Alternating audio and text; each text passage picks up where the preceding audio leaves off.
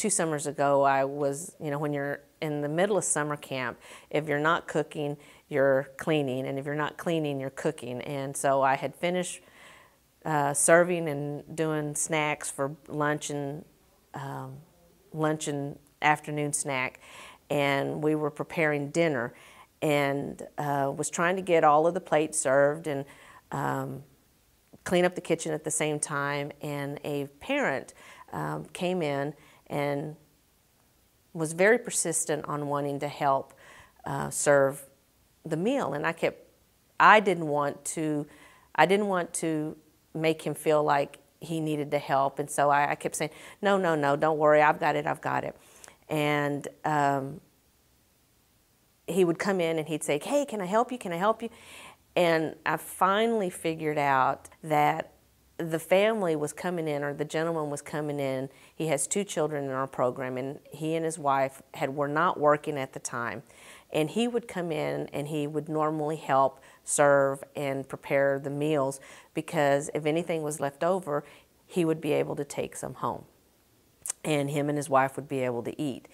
And it finally dawned on me why he was coming in. And so I said, you know what? I said, yeah, I do need some help. I said, why don't you do this, this, and this? And we worked it out, and he was, serving the meals, and I was washing the dishes. And, when it was all said and done, I packed up a bag of what we had done, and I gave him and his wife a meal to take home. And he was so appreciative and just so humble in how he accepted the food. And I realized that why I do what I do is because the people like that truly do need our services. He didn't want to ask for the food. He didn't want to feel like he was bothering us. But if we hadn't done that, or we hadn't been able to be there, he and his wife probably would not have eaten that day, or probably would not eat 3 to 4 days out of the week. We are guided by Christian principles and serve and empower those in need. We try to help and strengthen our community, enrich our families that we serve, and I think that is one of the things that has truly helped me to know what I am doing in this mission, that we are truly touching and empowering people to have a better life. I've been involved in this organization for over 60 years.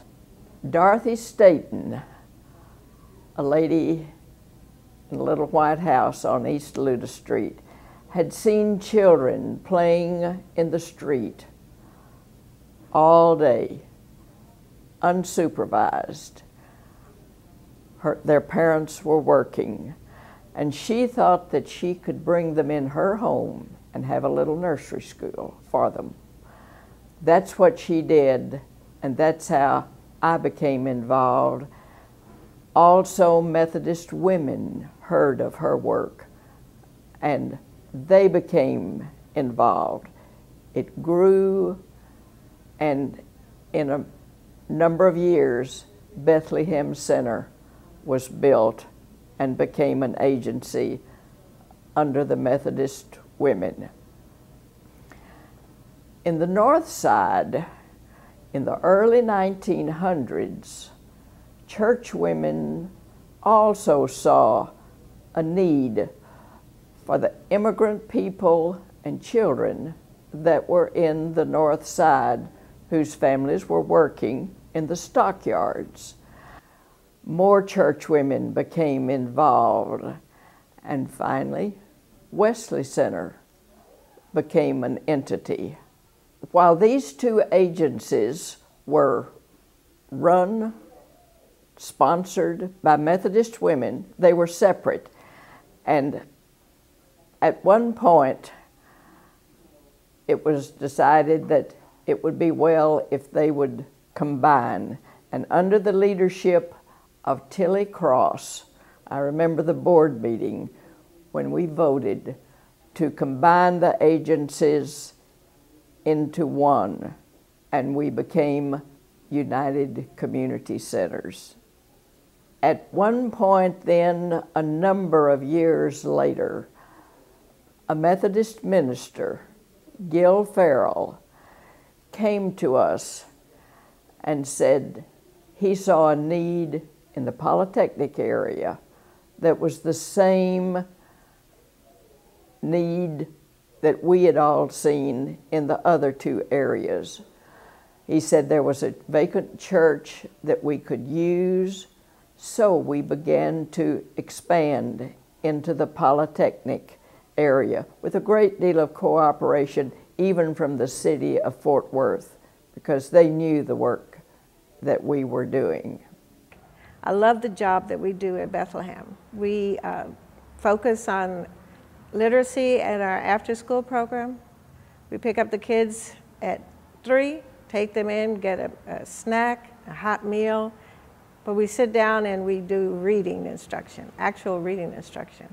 And our plan is to help to keep the kids on level, if not above level, so that they're successful in their testing, their state testing, as well as in their school life.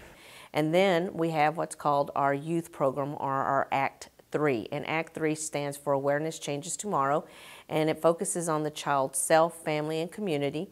And it is to help the child succeed and become as much as they can, or whatever they want to become after graduation or after fulfilling high school. And if it's going on to college, then we are here to help them go on and fulfill their college dreams. The third and last portion of programming and services is our client assistance and advocacy. Our client assistance and advocacy program helps with emergency food and basic needs. And we all know that when people are coming in for food, it's not just food that they're coming in for. They're coming in for because they may not be able to pay rent, they may not be able to pay a utility bill, they may have other needs that we need to help address. And so we try to find out what is the core problem of the family and why they are here for their services. But we do give them a basic food item or a bag of groceries to help them get through the month. We also service our senior citizens in our Senior Day, and that program was established to help our seniors at the end of each month get a bag of groceries to help them to the next month when their check comes in. My volunteers just know how to do whatever I need done at Bethlehem. I love each one of my volunteers. They're so special. They use what they have to help the kids at Bethlehem and the families, and I love each one. I've been blessed to be part of this center. This center has helped me raise my children in a very close, tight family. Every time we have any meal, we pray before our meal, and that's something that Wesley taught my children to do, and my children taught me to do at home.